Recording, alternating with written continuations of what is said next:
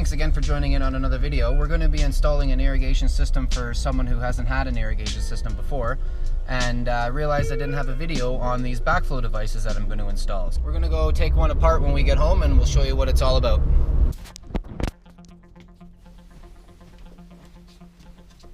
I first want to mention these types of backflow devices. They are a vacuum breaker style backflow device which is commonly found on the outside of homes, watts being the most expensive.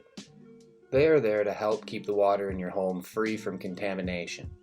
The seals close up when water pressure is applied and then it releases, allowing the hose to drain off. And this creates a secondary type of backflow device, the air gap, where the diameter of the pipe you're protecting is twice that in distance from the highest level the water can reach. You see this in your home with sinks and bathtubs.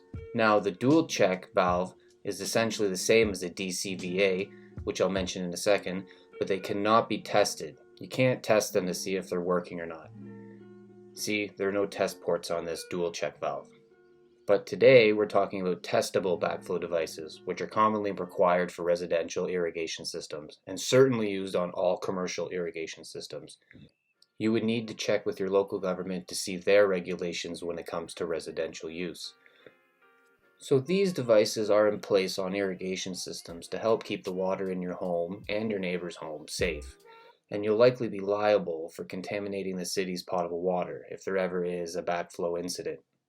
Now, let's dive into the DCVA, which is actually called a double check valve assembly, but commonly referred to as just DCVA. Here I am unboxing it. Now, the very first thing I want to show you is this third test port, which you see is open. It is like this from the factory. If you don't believe me, let me show you once more. Here it is, in the open position. The reason the third one is open, it's showing you that it's been factory tested prior to it being shipped.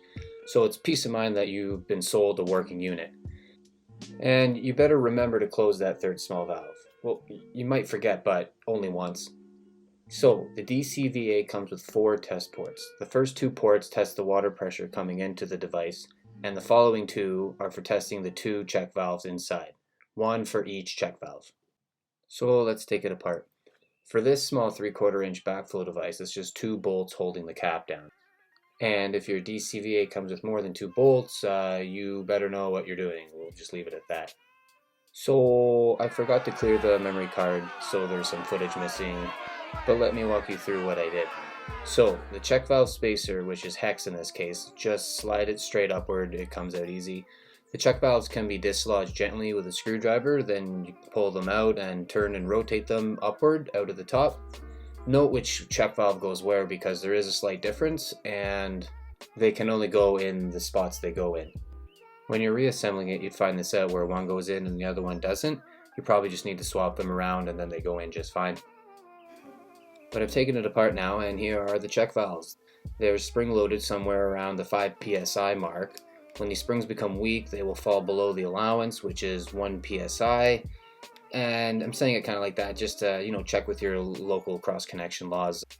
If debris ever gets caught in the seal, you can see it here in red, then there would not be a solid connection in the check valve, and the check valve would not hold any pressure and would give you 0 psi when tested.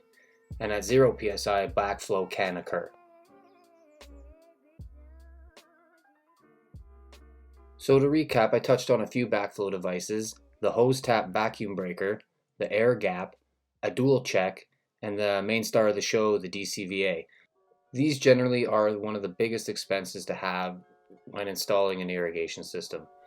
1, it's a large brass device which needs to be professionally installed, and 2, it's a safety device for your home, and 3, it may very well be legally required on your irrigation system. Thanks for sticking through the whole video. If you have any questions about backflow devices, you can leave a comment below. Thanks for watching.